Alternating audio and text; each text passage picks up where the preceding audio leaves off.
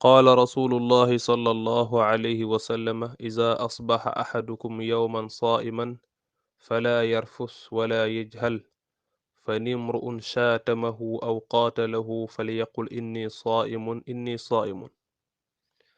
jëlee nañ ci yonent bi sallallahu alayhi wa sallama mu ne képp ku xëy ci yéen woor fala yarfus bum wax wax yu ñaaw, bum wax waxi mbóosóor, bu mu yëkkati ay kàddu yu ñagas, bu mu xuloo, bu mu coow, bu mu werante. wala yajhal bu mu jëf jëfu ku réer.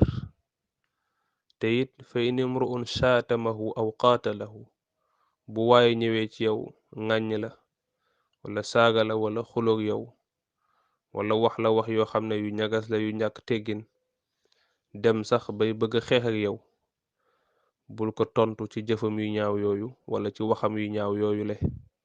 nanga ko tontu ne man de dama woor ci lépp lu safaanook luy yàq koor.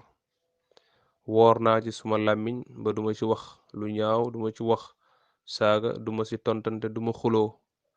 waaye woor naa tamit ci jëf lépp loo xam ne dafay yàq koor, ci lu mel ni xeex ak ci lu mel ni xuloo, weranteeg dàggasante.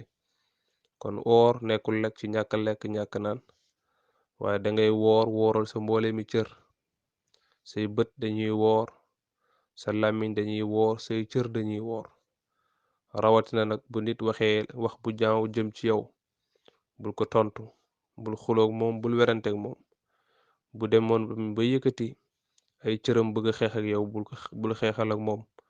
tontu bi gën a mat mooy ne ko man dama woor ci jëf ak wax lépp loo xam ne lu xaraam la ak luy yàq koor. xadis boobu Buxaari ak Muslim ñoo ko solo.